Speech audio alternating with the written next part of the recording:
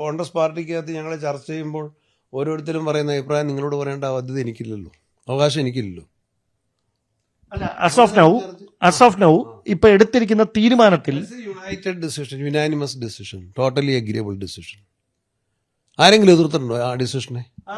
ആ തീരുമാനം ഈ തെരഞ്ഞെടുപ്പിൽ നേട്ടമായി എന്ന് അങ്ങ് കരുതുന്നുണ്ട്? തെരഞ്ഞെടുപ്പിൽ മാത്രമല്ല, ഞങ്ങളുടെ നിലപാടുകൾ ആ കാര്യത്തിൽ ജനങ്ങൾക്ക് ബോധ്യമുള്ള നിലപാടുകളാണ്, ജനങ്ങൾ അംഗീകരിച്ച നിലപാടുകളാണ്. ഞങ്ങളുടെ നിലപാട് വളരെ വ്യക്തമല്ലേ. അങ്ങനെ ഒരു പരാതിയില്ല. വാർത്ത വന്നപ്പോൾ തന്നെ ഞങ്ങൾ യൂത്ത് കോൺഗ്രസ് പ്രസിഡന്റ് സ്ഥാനം രാജിവെച്ചു എന്ന് പറഞ്ഞാൽ ഞങ്ങൾ ഇങ്ങോട്ട് പറഞ്ഞിട്ടല്ലേ രാജിവെക്കുന്നത്, എല്ലാവർക്കും അറിയാൻ മേലെ. സസ്പെൻഡ് ചെയ്തു, പാർലമെന്ററി പാർട്ടിയിൽ നിന്ന് മാറ്റി, തിരിച്ചെടുത്തില്ലല്ലോ.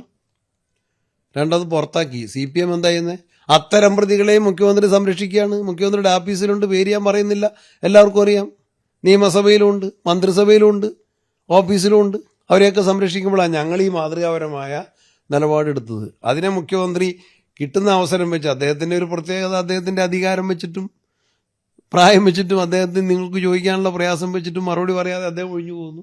ഞങ്ങളെ സിമ്പിളായതുകൊണ്ട് ഞങ്ങൾ മറുപടി പറഞ്ഞു പോകുന്നു. ആ പറഞ്ഞോട് കഴിഞ്ഞാൽ ഒരു മറുപടിയും ഞാൻ മാറ്റുന്നില്ല, പറഞ്ഞത് തന്നെ.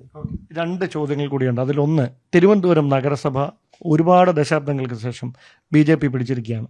അതിൽ ഏതെങ്കിലും തരത്തിലൊരു അസ്വാഭാവികത താങ്കൾക്ക് തോന്നുന്നു? ഇവിടെ കോൺഗ്രസ് ഇതിനെ ഗൗരവത്തിൽ കണ്ടു. ഈ ഇലക്ഷനിൽ മുതിർന്ന നേതാവ് ശ്രീ K. മുരളീധരൻ, അദ്ദേഹം തിരുവനന്തപുരത്തെ MLA ആയിരുന്നു, APCC പ്രസിഡന്റായിരുന്നു, സുപരിചിതനാണ്. അദ്ദേഹത്തിന് തന്നെ തിരുവനന്തപുരത്തിൻ്റെ ചാർജ് കൊടുത്ത് അദ്ദേഹം ഇവിടെ നല്ല ഹോംവർക്ക് നടത്തി, ടീം വർക്ക് നടത്തി. കോൺഗ്രസിൻ്റെ എണ്ണം 10-ൽ നിന്ന് 19 ഉയർത്തി, 10-ൽ നിന്ന് 19 ഉയർത്തി. പക്ഷെ CPMന്റെ സീറ്റ് കുറഞ്ഞു, ഗണ്യമായി കുറഞ്ഞു. അവസാനമായി ഒരു ചോദ്യം കൂടി. നിയമസഭാ തെരഞ്ഞെടുപ്പിന് മാസങ്ങൾ മാത്രമാണ് ബാക്കി നിൽക്കുന്നത്. സ്വാഭാവികമായി വലിയൊരു ആത്മവിശ്വാസം UDF ക്യാമ്പിൽ ഇപ്പോൾ ഈ വിജയം നൽകിയിരിക്കുകയാണ്. ഈ ഒരു തെരഞ്ഞെടുപ്പിനെ കോൺഗ്രസ് മുമ്പിലേക്ക് എത്തിയാൽ, അല്ലെങ്കിൽ ഈ ഒരു ആത്മവിശ്വാസം മുമ്പോട്ട് പോകുമ്പോൾ ആര് നയിക്കും എന്നൊരു ചോദ്യം പല ഘട്ടങ്ങളായി വരുന്നുണ്ട്. KPCC അധ്യക്ഷനായി എന്ത് ഉത്തരവാണ്? പാർട്ടി നയിക്കും, പാർട്ടി തീരുമാനിക്കുന്ന നേതാവിനെ. ഇപ്പോൾ ഒരു കാര്യം നേരത്തെ എല്ലാവരും സമ്മതിച്ചതിന് പ്രത്യേകം നന്ദിയുണ്ട്. കോൺഗ്രസിനായിരിക്കും ഭരണ നേതൃത്വം എന്ന് സമ്മതിച്ചല്ലോ. സ്വാഭാവികമായി ഈ വിജയം നിരീക്ഷിക്കുമ്പോൾ നേരത്തെ സമ്മതിച്ചല്ലോ. ഞങ്ങളുടെ പാർട്ടിക്കൊരു അതിനൊരു മാനദണ്ഡമുണ്ട്, സ്റ്റൈൽ ഓഫ് ഫങ്ഷനിങ് ഉണ്ട്. ഉമ്മൻചാണ്ടി എങ്ങനെയാണ് മുഖ്യമന്ത്രിയായത്, രമേശ് ചെന്നിത്തല എങ്ങനെയാണ് പ്രതിപക്ഷ നേതാവായത്, AK ആന്റണി എങ്ങനെയാണ് മുഖ്യമന്ത്രിയായത്, VD സതീശൻ എങ്ങനെയാണ് പ്രതിപക്ഷ നേതാവായത്. MM മണിയുടെ പ്രസ്താവന ശ്രദ്ധിച്ചിരുന്നു.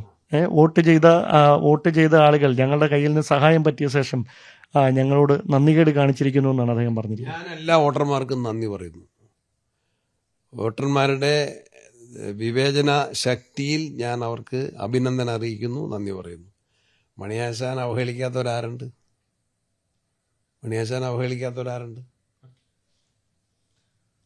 അപ്പം എല്ലാ ആശംസകളും. ഓക്കെ.